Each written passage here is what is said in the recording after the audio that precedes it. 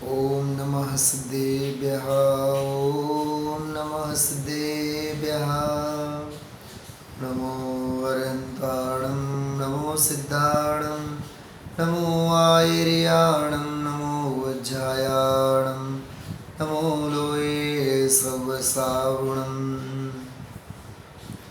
नमयोणजिनं वीरम् अनन्तवर्णानदंसनसहावम् ओच्छामिनियं सारं केवली सुध केवली भणिदम् वर्णन्त दर्शन ज्ञानमय जिन वीर को नम कर कहूँ यह नियम सार जो केवली श्रुत केवली द्वारा कथित।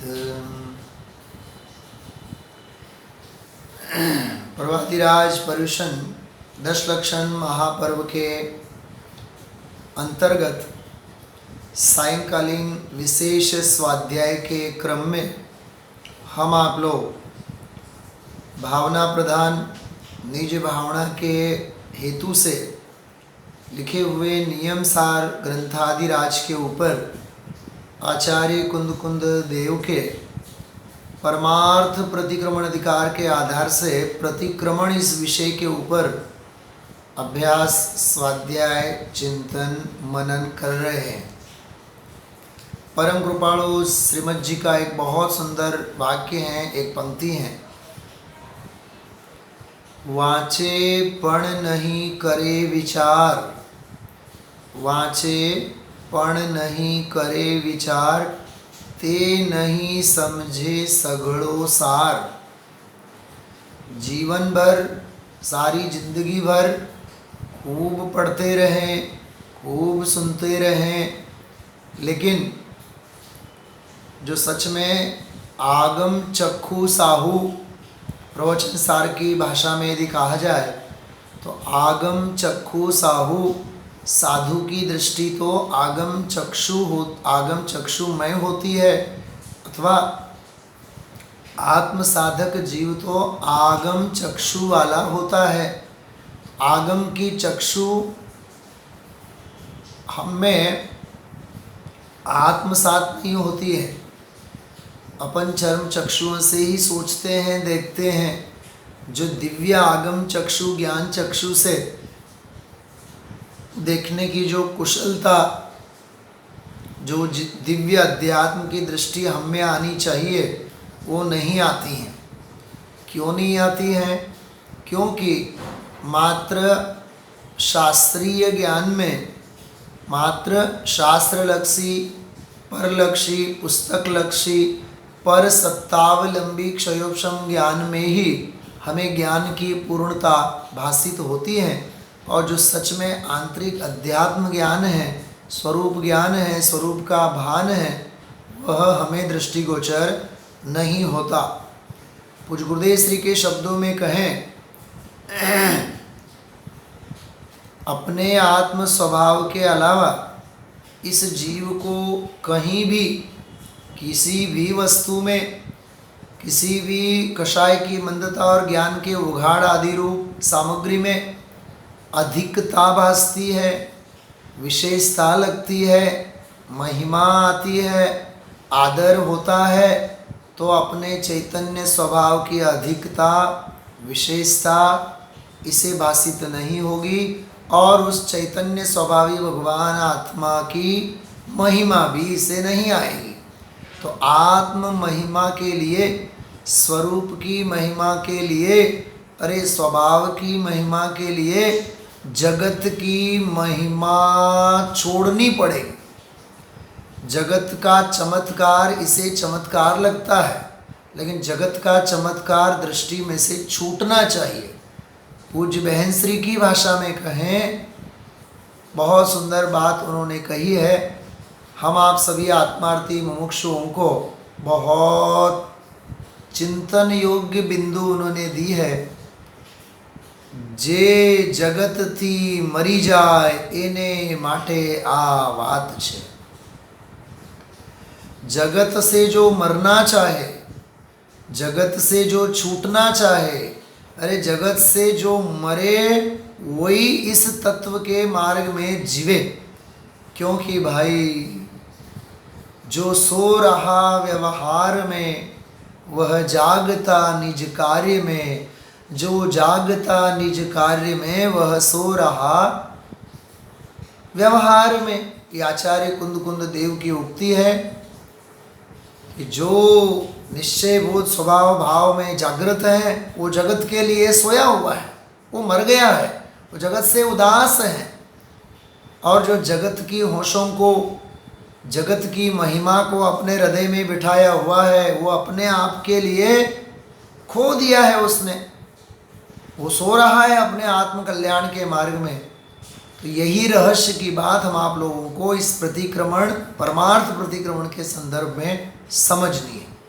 कई बातें हम आप लोगों ने देखी हैं, 5 गाथाओं के, पंचरत्न अवतार के कई बोल, जिनसे निरंतर भेद विज्ञान करना, भेद विज्ञान के बल पे माध्यस्थ होना, न किसी के राग न किसी के प्रति द्वेष, सहज संभाव से रहना, उसी संभाव के बल पे चारित्र की दशा प्रकट होगी, शुद्ध चारित्र की दशा प्रकट होगी।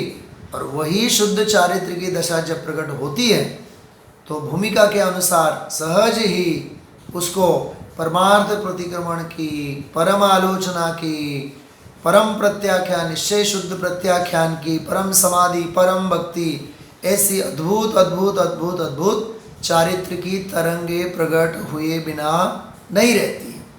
तो शुद्धोपयोग का ही एक अद्भुत आनंद का तरंग, जिसे परमार्थ प्रतिक्रमण कहा जाता है, उसकी हम आप लोग बात कर रहे हैं। कल हम आप लोगों ने शंका, कांक्षा, विचिकित्सा आदि जो सम्यक दर्शन के 8 अंग हैं, उन 8 अंगों से विपरीत जो दोष हैं, उन्मार्ग हैं, उनको यहाँ उन्मार्ग कहा। उन उन्मार्गों का त्याग करके जिन मार्ग में अप्पा सो परमप्पा, जिनेन्द्र भगवंतों ने ऐसा फरमाया है, वीतरागी संतों ने जो फरमाया है, ऐसे जिन मार्ग में हमें यदि स्थिरता करें तो ही प्रतिक्रमणमयता है, इसलिए प्रतिक्रमण कहते हैं उसे। इसकी हम आप लोगों ने बहुत गहराई से कल थोड़ा सा पहले अंश के संदर्भ में बात की थी। अब इसमें सर्वज्ञ के अलावा अन्य मतांतरों के, इसमें शब्द दिया है बुद्धादि प्रणीत, जितने भी अन्य मत हैं जिनमें सर्वज्ञ की कोई कल्पना नहीं है, सर्वज्ञ द्वारा कोई बात वहाँ कही नहीं गई है, ऐसे बुद्धादि प्रणीत जो राग द्वेष करी मलिन है, जिनमें कषायों का पोषण है, ऐसे मिथ्या दर्शन ज्ञान चारित्रात्मक मार्गाभास रूप, मार्गाभास, मार्ग नहीं मार्गाभास, विपरीत मार्ग रूप जो जितने भी वहाँ उपाय हैं, उन उपायों को, उन मार्गों को छोड़ करके व्यवहार से, अब देखो व्यवहार से, सबसे पहले व्यवहार का बोल ले रहे, व्यवहार से महादेवादिदेव परमेश्वर सर्वज्ञ प्रणीत मार्ग में कितने विशेषण दिए देखो आप, महादेवादिदेव परमेश्वर सर्वज्ञ वीतराग प्रणीत मार्ग में 5 महाव्रत, 5 समिति, 3 गुप्ती, 5 इंद्रियों का निरक्षा आवश्यक। इस प्रकार से 28 मूल गुण रूप व्यवहार मार्ग में स्थिर परिणाम करता है। ये 28 मूल गुण रूप ये व्यवहार मार्ग है, उनकी व्याख्या भी समझाई, उनकी नामावली भी दी। ये परमार्थ नहीं है, बहुत स्पष्ट चारित्र पाहुड़ में लिखा है, पुण्य भाव चारित्र नहीं है, शुभ भाव चारित्र नहीं है। वह तो टोडरमल जी साहब की भाषा में कहें, परमार्थ के साथ यदि सहकारी और सहचारी है तो उसे व्यवहार कहते हैं, और उस व्यवहार मार्ग में भी स्थिर परिणाम करता है। कहने का मतलब बुद्धिपूर्वक सहज ही व्रत, संयम वगैरह की भूमिका में भी साधक अस्थिरता के कारण वर्तता है, बस इतना लेना। बुद्धिपूर्वक मतलब सावधानी पूर्वक, पुरुषार्थ पूर्वक, बराबर 6 काय जीवों की रक्षा के स्वरूप में संपूर्ण रीते, संपूर्ण पद्धति से वह किसी भी प्रकार का प्रमाद न हो, दोष न लगे, अतिचार न लगे, संपूर्ण सावधानी के साथ संयम की भावना को दृढ़ करता हुआ उस मार्ग में उन बाह्य शुभाव रूप क्रियाओं में भी वह बराबर दत्त चित्त होता है। भूमिका के अनुसार, जैसे आचार्य कुंद देव निर्विकल्प अवस्था में रहा करते थे, तब तो शुद्धोपयोग तो था ही, लेकिन जब विकल्पात्मक अवस्था में आते थे, इतने सारे उन्होंने 84 पाहुड़ लिखे, विदेह क्षेत्र की यात्रा की, कहाँ कहाँ उन्होंने विहार किया, कोई मुनि धर्म की चर्या का विस्मरण नहीं होता है। बेन श्री ने बहुत बढ़िया बात कही है वचनामृत में, मुनिराज ने भेद ज्ञान ने वारंवार गोखू पड़तू न थी। बहुत सुंदर बात है। अरे मुनिराज को तो भेद विज्ञान को रटना नहीं पड़ता है, याद नहीं करना पड़ता है, सहज ही भेद विज्ञान की धारा उसे चलती है। मैं 2 उदाहरण देता हूँ, सुनिए। कोई करोड़पति है, वो स्वप्न दशा में भी मैं करोड़पति हूँ इस बात को भूल जाता है। हाँ, उसकी हर बॉडी लैंग्वेज, उसका सोचना, अरे उसका शॉपिंग करना, उसका खरीदना, उसका खाना पीना, गरीब आदमी होवे, एवरेज आदमी होवे, इनकम सोर्स की अपेक्षा से, तो केवल ममरा खा करके, सेव ममरा खा करके अपना ब्रेकफास्ट करेगा। और करोड़पति है वो बादाम का हलवा खाएगा, वह तो ड्राई फ्रूट्स खाएगा। तो अपनी अपनी हैसियत और योग्यता के अनुरूप उसका जीवन होता है कि नहीं। करोड़पति होवे तो गाड़ी तो उसके बाद 4 बंगड़ी वाली होवे, 50 लाख की तो गाड़ी होवे, हाँ, कार गाड़ियों में। और बिल्कुल एवरेज लोग आदमी हैं, वो साइकिल से अपना काम चला लेगा, वो स्कूटर से अपना काम चला लेगा। मतलब आप देखो, जो आर्थिक संपादन है, आर्थिक स्थिति है, उसके हिसाब से वह अपना गुजारा चलाता है, आजीविका चलाता है। अरे धार्मिकता के भी बाबत में करोड़पति होवे वो 5-50 लाख का दान देवे, बराबर। गरीब होवे वो 51 रुपये का दान देवे। और समझो वो भी स्थिति नहीं है तो वो 11 रुपये, 1 रुपये का सिक्का दान पेटी में डाले। बोलो, अपनी अपनी भूमिका के अनुसार धार्मिक भावों की अभिव्यक्ति होती है कि नहीं, उसके लिए सोचना नहीं पड़ता है, सहज ही वह प्रवाह अंदर में से आता है।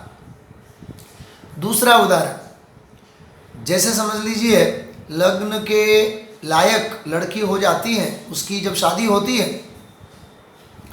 अरे शादी पक्की होती है, सगाई हुई, उसकी सोच बदल जाती है, उसका खान पान, उसका उठना बैठना, उसकी जो अटकेलियाँ करने का जो चंचल स्वभाव है वो खत्म हो जाता है, गंभीरता आती है।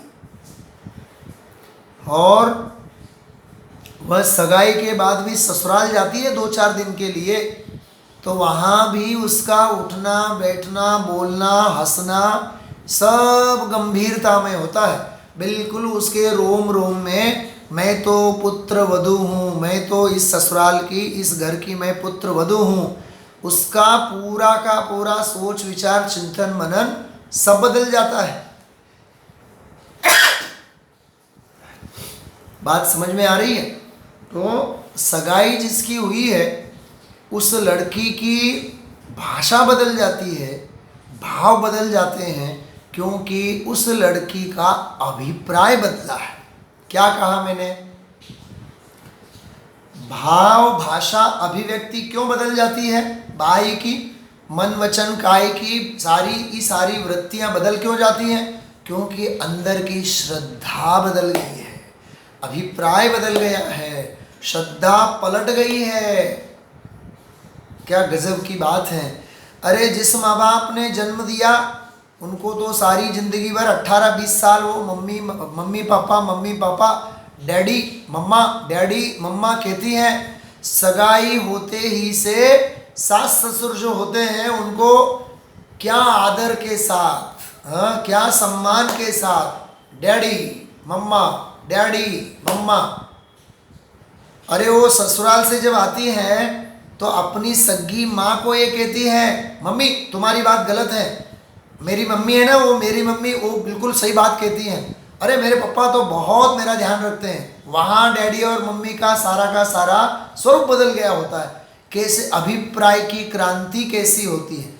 ऐसे ही निर्ग्रंथ दिगंबर मुनि संत जब भेद विज्ञान के बल से अपनी साधना में लगे होते हैं, सहज ही उनकी चर्या में महाव्रतों का पालन, समितियों का पालन, गुप्त 3 गुप्तियों का पालन, 6 आवश्यकों का पालन, 7 शेष गुणों का पालन।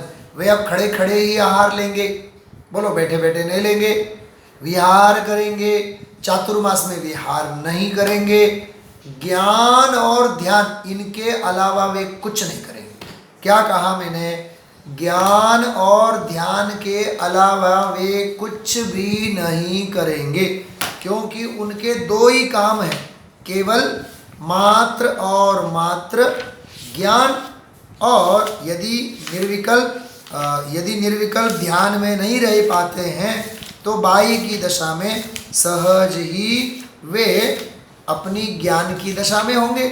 और निर्विकल्प दशा अंदर की छूटती है तो वे सहज ही अपनी अंदर की शुद्धोपयोग की दशा में आ जाते हैं। मतलब निर्विकल्प दशा में सहज ही ध्यान की दशा, और सविकल्प अवस्था में सहज ही ज्ञान की दशा मुनिराजों की होती है। ये उनका सहज जीवन होता है। जैसे आपने पंडित जी साहब की रचना में यदि सुनी हो गई तो देखिए,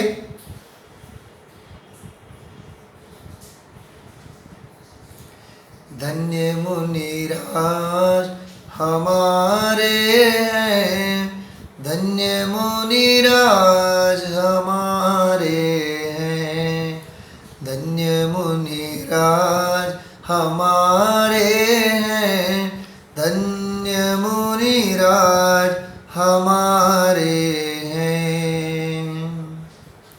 घोर परिशह उपसर्गों को सहज ही जीतन हारे हैं, आत्मध्यान की अग्नि माही जो सकल कर्म मल जारे हैं, धन्य मुनिराज हमारे हैं, धन्य मुनिराज हमारे हैं, धन्य मुनिराज का जीवन, धन्य मुनिराज का अध्ययन, धन्य मुनिराज का वह ज्ञान, धन्य मुनिराज का वह ध्यान। अरे उनका जीवन धन्य है, उनका अध्ययन धन्य है, उनका ज्ञान धन्य है, उनका ध्यान धन्य है।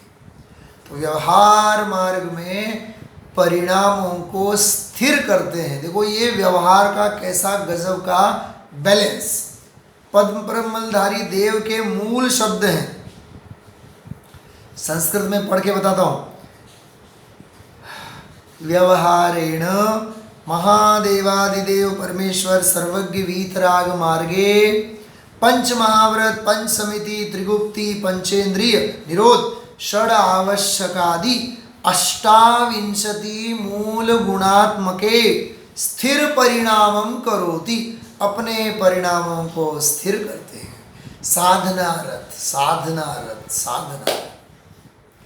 मंथन करे सो मुनि, मनन मंथन करे सो मुनि, साधना करे सो साधु। क्या कहा? आत्मानं साधयति इति साधु। साधना करे सो साधु, मंथन मनन करे सो मुनि। रिद्धिधारी रिद्धि सिद्धिधारी होवे वे ऋषि। क्या गजब की बात है। यत्न प्रयत्न करे वे यति। याद रखिए सारी बातें। साधु, साधु को मुनि भी कहा जाता है। मुनि क्यों कहा जाता है? मननम करोति इति मुनि, जो मनन करे सो मुनि। और रिद्धि सिद्धियों के धारी होते हैं वे ऋषि होते हैं, और निरंतर यत्न प्रयत्न करते रहते हैं वे कहलाते हैं यति। निरंतर संयम के मार्ग में निरंतर प्रयत्नशील होते हैं, यत्नशील होते हैं, जरा भी उनकी चर्या में किसी भी प्रकार का कोई प्रमाद नहीं होने पाता है। आप लोगों ने यदि ध्यान से आज सुबह की पूजा, उत्तम संयम धर्म की पूजा आप लोगों ने पढ़ी हो ध्यान से, तो जितने भी हम आप लोगों ने 22 अर्घ्य पढ़े थे उसमें सामायिक, छेदोपस्थापना, व्रत परिसंख्यान, ये जो तप आए, इसमें संयम के प्रकार आए थे, सूक्ष्म, सांप्राय, यथाख्यात, इनमें ये जो छंद था संयम से, छेदोपस्थापना संयम से संबंधित 18वां छंद पढ़ा था अपन ने। यदि प्रमादवश संयम में कुछ दोष लगे तो स्वामी, यदि प्रमादवश संयम में दोष लगे तो स्वामी, प्रायश्चित ले उन्हें निवारो, सुन लो अंतर्यामी। मैं तो प्रायश्चित लूँ और उन्हें निवारो। यदि प्रमादवश कोई दोष लग जाए तो उन दोषों को मैं दूर करूं। निरंतर यत्न प्रयत्न संयम के मार्ग में लगे हुए साधक को होती है। मतलब संयम की साधना में संयम को खलेल पहुंचाने वाले किसी भी प्रकार के दोषों को वे पोषते नहीं हैं, पालते नहीं हैं। तत्काल पंच परमेष्टि विधान यदि ध्यान से आप लोगों ने पढ़ा हो तो उसमें भी ऐसा एक बहुत सुंदर छंद आता है। यदि प्रमादवश हो कुछ भूल, तत्क्षण होते निज अनुकूल। यही 28 मूल गुणों के संदर्भ में वहाँ प्रत्याख्यान प्रायश्चित के संदर्भ में ये छंद लिखा है। यदि प्रमादवश हो कुछ भूल, तत्क्षण होते निज अनुकूल। वाह, अपने स्वरूप के अनुकूल निरंतर होते। इस रूप से सर्वज्ञ कथित व्यवहार मार्ग में सावधानी पूर्वक अपने परिणामों को स्थिर करते हैं। ये व्यवहार का पारमार्थिक विवेक है। क्या कहा मैंने? ये व्यवहार मार्ग का सम्यक पारमार्थिक ये उनका नियम है, ऐसा पुरुषार्थ उनका होता है।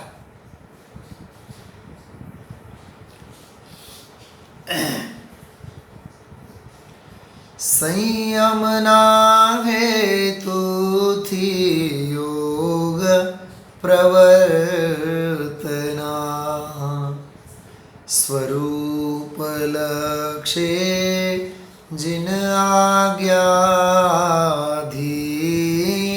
जो, ते पण क्षण क्षण घटती जाति स्थिति मां। इन 3 पंक्तियों में क्या कहा देखो आप। संयम ना हेतु थी योग प्रवर्तना, संयम के हेतु से योगों का प्रवर्तन होता है। मन वचन काय परिणामों को स्थिर करते हैं। और आगे स्वरूप लक्ष्य जिन आज्ञा अधीन जो, अरे जिन आज्ञा हमारे लिए सिरोधार्य हैं, लेकिन हमारा ध्येय तो स्वरूप का लक्ष्य है। मतलब निर्विकल्प वीतराग चारित्र ये हमारा लक्ष्य है, लेकिन भूमिका के अनुसार हमें उन महाव्रतादि के परिणामों में वर्तना पड़ता है। और अंदर में तो भावना यही है, ते पण क्षण क्षण घटती जाति स्थिति मां। भूमिका के अनुसार वह स्थिति भी घटती चली जाती है, घटती चली जाती है। छठे गुणस्थान में है तो शुभोपयोग है, 7वें में शुभोपयोग की परिणति है, आगे 8वें में, 9वें में, 10वें में, सब में घटता हुआ शुभोपयोग, बढ़ती हुई शुद्धि, बढ़ता हुआ शुद्धोपयोग, घटता हुआ शुभोपयोग। ते पण क्षण क्षण घटती जाती स्थिति मां, मुझे तो ये पंक्ति इतनी अच्छी लगती है। इस पंक्ति में श्रेणी आरोहण की परिणति का परिचय है। जो उपशम श्रेणी 8, 9, 10, 11 और क्षपक श्रेणी 8, 9, 10, 12, इन चार चार गुणस्थानों में उपशम और क्षपक श्रेणी में जो अंतर परिणति चलती है साधक की, उस साधक का परिचय। ते पण क्षण क्षण घटती जाती स्थिति मां, भूमिका के अनुसार घटती घटती घटती घटती जावे। पहले तो विवेक पूर्वक उसमें परिणामों को स्थिर किया, लेकिन वहां से भी उपयोग को हटा करके अब निर्विकल्प अवस्था में आए। और अंत में क्या भावना है? अंते थाए निज स्वरूप मालीन जो अपूर्व अवसर एओ क्या रे आवसे। क्या अद्भुत है। ऐसा संयममय जीवन, ऐसा तपोमय जीवन। संयम और तप की ऐसी साधना होती है, ये होते हैं तपोधन, ऐसी होती है तपस्या। और तपस्वी जीवन ऐसा होता है। उत्तम क्षमा, उत्तम अर्ध, उत्तम आर्ज, उत्तम शौच। क्या क्या गजब की बातें हैं सब। इसलिए भाई, हम कोई भी पूजा पढ़े, कोई भी आराधना पढ़े, और वैसे भी संयम धर्म से लेकर के संयम, तप, त्याग, आकिंचन्य, ब्रह्मचर्य, ये 5 धर्म तो मुनि दशा की विशेष मुख्यता से है।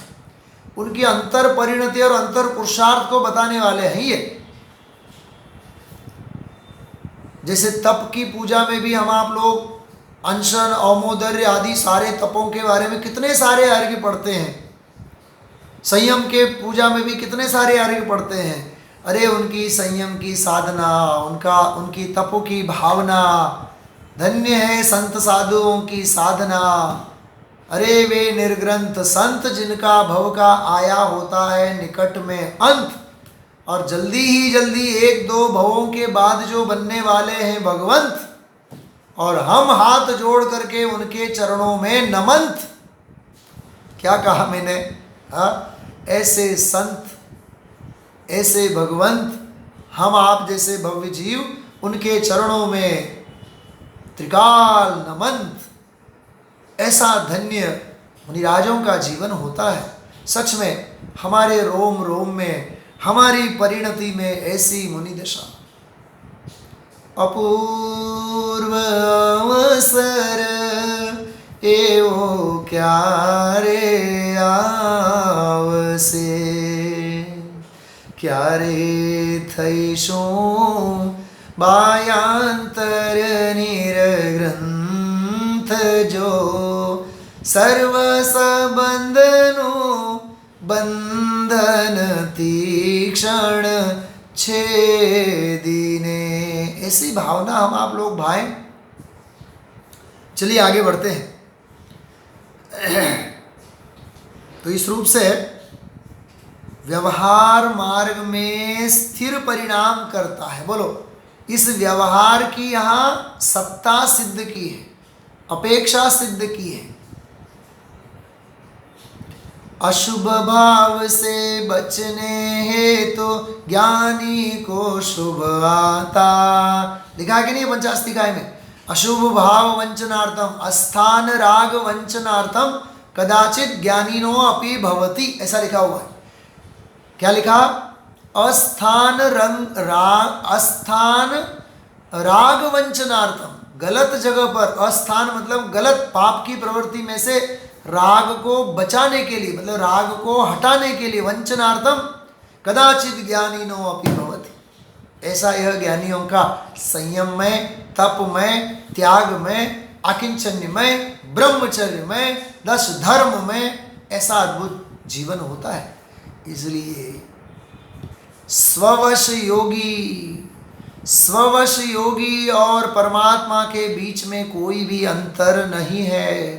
पद्म ब्रह्मधारी नियम सार में कलश में लिखते हैं, अरे स्ववश योगी और स्ववश योगी और परमात्मा में कोई अंतर नहीं है, परंतु अरे रे हम जड़ हैं, उन दोनों में अंतर करते हैं, ऐसा लिखा हुआ है।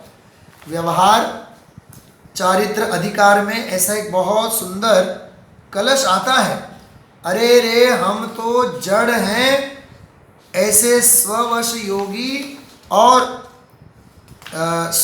योगी और परमात्मा में कोई अंतर नहीं है, फिर भी हम अरे रे जड़ हैं, उनमें भेद करके जानते हैं, ऐसा लिखा हुआ है। बहुत सुंदर कलश आता है इसमें, बहुत बहुत बढ़िया जोरदार कलश है। मतलब अब आचार्यों की दृष्टि में किस प्रकार से उनके जीवन में स्ववश योगी की महिमा है, आप कल्पना कीजिए। क्या मतलब निर्ग्रंथ मुनि भगवंतों के संदर्भ में उनकी कैसी गजब की दृष्टि है। बराबर कहने का मतलब ये है भाई, ऐसे स्ववश योगियों की हमें बहुत महिमा आनी चाहिए। बहुत सुंदर सुंदर कलश है इसमें, हर एक अधिकार में आप कहीं भी पढ़ सकते हैं। हाँ, तो मैंने जो कहा कलश वो भी बहुत जोरदार है, वो अन्यत्र है। चलिए, तो इस प्रकार से व्यवहार मार्ग में स्थिर परिणाम करता है और शुद्ध निश्चय नहीं से। अब अंतरंग के स्वरूप की बात आती है, देखो अंते वो अंते थाए निज स्वरूप मालीन, जो वो वाली बात आती है। शुद्ध निश्चय ने से सहज ज्ञानादि शुद्ध गुणों से अलंकृत सहज परम चैतन्य सामान्य तथा चैतन्य विशेष जिसका प्रकाश है, ऐसे निजात्म द्रव्य में शुद्ध चारित्रमय स्थिर भाव करता है, अपने स्वरूप स्वभाव में स्थिर भाव करता है। मैंने 2-3 बार टेका, आज अभी सुबह पढ़ी तो मुझे बारीकाई इसमें समझ में आई। देखिए, व्यवहार मार्ग में स्थिर परिणाम करता है, वहाँ शब्द दिया परिणाम, व्यवहार मार्ग में स्थिर परिणाम करता है, और यहाँ लिखा ऐसे निजात्म द्रव्य में शुद्ध निश्चय ने से संबंधित सारे विशेषण लिखे, निजात्म द्रव्य में शुद्ध चारित्रमय स्थिर भाव करता है। क्या लिखा, कितने बढ़िया लिखा। वहाँ स्थिर व्यवहार मार्ग में स्थिर परिणाम करता है, वहाँ परिणाम शब्द लिया, और यहाँ स्थिर भाव करता है, और वह भी स्थिर भाव कैसा, शुद्ध चारित्रमय स्थिर भाव करता है। वहाँ परिणाम, यहाँ भाव। वहाँ व्यवहार मार्ग में, यहाँ शुद्ध चारित्रमय स्थिर भाव करता है, निजात्म द्रव्य में स्थिर भाव करता है। वहाँ व्यवहार मार्ग में था, यहाँ निज आत्म द्रव्य में है। वहाँ परिणाम शब्द है, यहाँ भाव शब्द है। मित्रों, स्वाध्याय स्वाध्याय स्वाध्याय, अभ्यास के अलावा कोई और उपयोग, कोई और उपाय नहीं है। हाँ, धन्य है पुरुष, हाँ धन्य है व्याख्याएं, धन्य है मुनिराज, धन्य है सनातन दिगंबर जैन धर्म। हर श्वास श्वास में जैनम जयतु शासनम, जैनम जयतु शासनम। गलियों में चीखने के लिए नहीं, मेरी परिणति में जैनम जयतु शासनम, मेरी परिणति में जैनत्व के संस्कार दृढ़ हो, जैनत्व मय मेरी परिणति बने, जैनत्व मेरे रोम रोम में बसे, ऐसा अंदर में भाव होना चाहिए। भाव जैन बनो, जन्मधारी जैन नहीं बनो। नामधारी जैन साहब, जैन साहब, जैन साहब, नामधारी नहीं, जन्मधारी नहीं, नामधारी नहीं, केवल लिंगधारी नहीं, मात्र भेष धारण कर लिया, धोती दुपट्टा पहन लिया, या तो भेष निर्गुणता का अंगीकार किया, लिंगधारी नहीं, जन्मधारी नहीं, नामधारी नहीं, लिंगधारी नहीं, भावधारी जैन बनो। सिद्ध चक्र विधान में लिखा हुआ है, सच्चे भावधारी जैन तो सिद्ध भगवान है। क्या कहा, सच्चे भावधारी तो सिद्ध भगवान है। ऐसे यहाँ निश्चय निजात्म द्रव्य में निज भाव को लीन करता है, सच्चा भावधारी जैनत्व की दशा है। समझाए छे वह मुनि। फिर आगे वाली बात है, निश्चय प्रतिक्रमण स्वरूप उन्हें कहा जाता है। क्योंकि उसे परम तत्वगत निश्चय प्रतिक्रमण है, इस रूप से यहाँ लिया। अब ये हो गई गाथा। अब हम आप लोग इस गाथा में एक बहुत सुंदर कलश दिया है प्रवचन सार में से।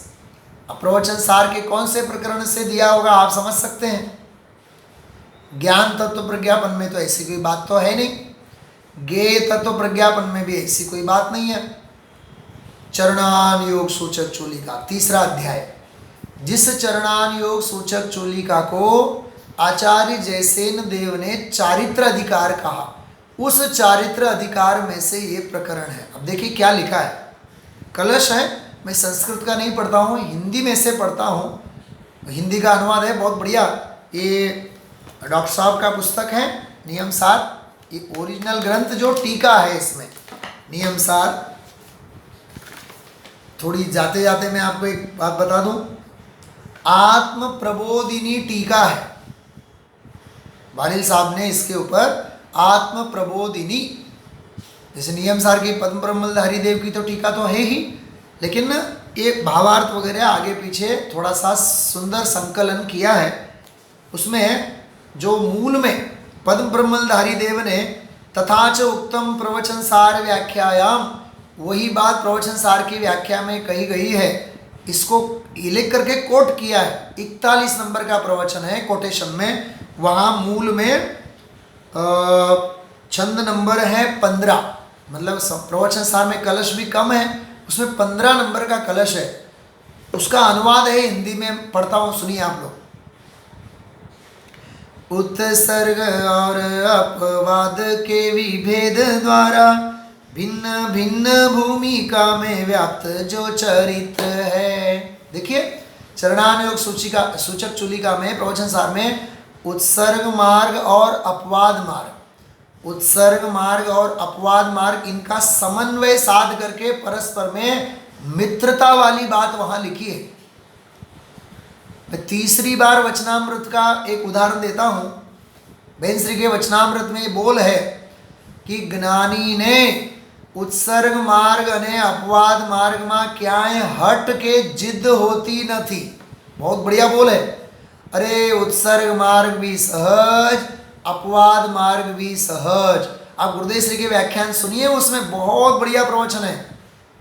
ज्ञानी ने एम न था तो अमे तो अंदर में लीन थवा मांगता हता, निर्विकल्प अवस्था में रहवा मांगता हता।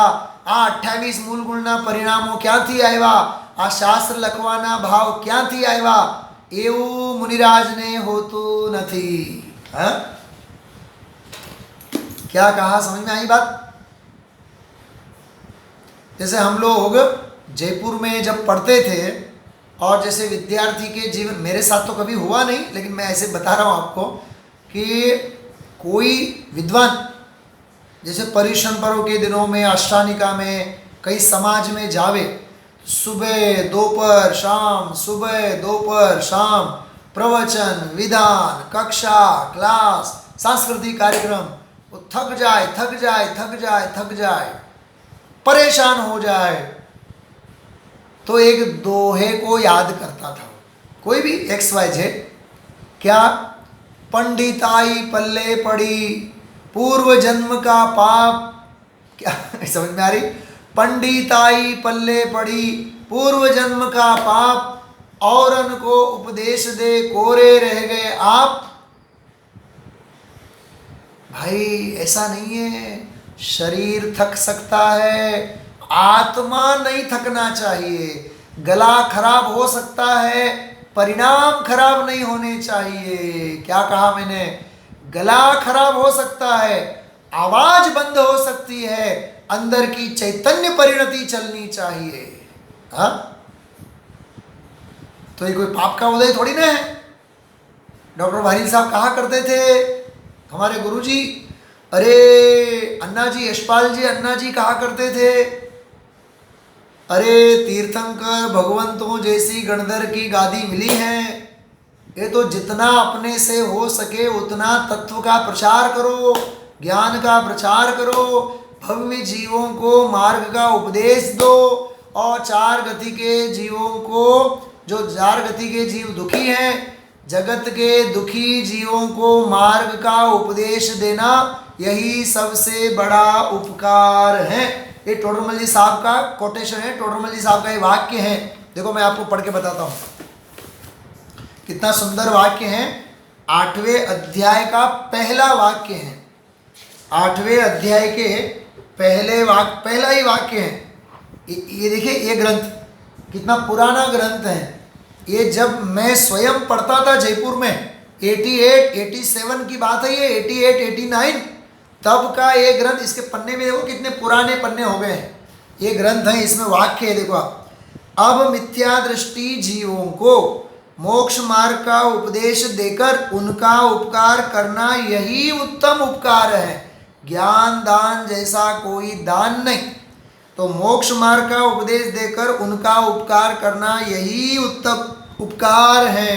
तीर्थंकर गणधर आदि भी ऐसा ही उपकार करते हैं, इसलिए इस शास्त्र में भी उन्हीं के उपदेशानुसार उपदेश देते हैं। बोलो ये गणधर, अपने पंडित टोडरमल जी साहब का कितना बड़ा आदर्श है कि तीर्थंकर गणधर भी ऐसा उपकार करते हैं जगत के जीवों को मार्ग का उपदेश दे करके। इसलिए ये गणधर की गादी मिली, हाँ, ये विद्वत्ता मिली, ये क्षयोपशम मिला। अरे इस क्षयोपशम को, इस तत्व ज्ञान को हम मार्ग में लगावे, तो ये है चिंतन आचार्यों का। उत्सर्ग और अपवाद के विभेद द्वारा भिन्न भिन्न भूमिका में व्याप्त जो चरित्र है, पुराण पुरुषों के द्वारा सादर है सेवित जो पुराण पुरुष महापुरुष, उससे प्राप्त कर संत हुए जो पवित्र है। चित्त सामान्य और चैतन्य विशेष रूप जिसका प्रकाश से निज आत्मद्रव्य है, क्रमशः पर से पूर्णतः निवृत्ति करके सभी ओर से सदा वस करो निज में। क्रमशः क्षण क्षण घटती जाती घटाड़ती जाती स्थिति और अंते थाए निज स्वरूप मां लीन जो, सभी ओर से सदा वास करो निज में। इस रूप से यह बहुत सुंदर कलश है। आप नियम सार परमार्थ प्रतिक्रमण अधिकार का जरूर जरूर जरूर जरूर, केवल इस एक अधिकार का नहीं, नियम सार का हर अधिकार साल भर में एक बार तो जरूर स्वाध्याय करना चाहिए। एक ग्रंथ प्रारंभ करें तो आद्योपंत उनके कलशों का, टीका का, मूल गाथाओं का, शब्दों का एक एक शब्द का अर्थ होना चाहिए। ऐसा अद्भुत हमारे पास ऐसी हमारे पास संपत्ति है। क्या भगवती आराधना, क्या मूलाचार, अद्भुत अद्भुत अद्भुत। ऐसे मुनि जीवन को समझाने वाले, मुनिचर्या को समझाने वाले ऐसे शास्त्र हैं, इनका हम आप लोग विशेष स्वाध्याय करें। ऐसे परमार्थ प्रतिक्रमण में, शुद्धोपयोग की परिणति में हम आप सभी का निर्ग्रंथ मुनि भगवंतों जैसा परम पवित्र, परम पावन, परम पूज्य जीवन बने और सिद्धों की श्रेणी में हम आप लोग भी एक दो भव बाद ही जाकर के विराजमान हो, सिद्धत्व की प्राप्ति हो। इसी मंगल भावना के साथ मैं विराम लेता हूँ। ओम नमः सिद्धेभ्यः।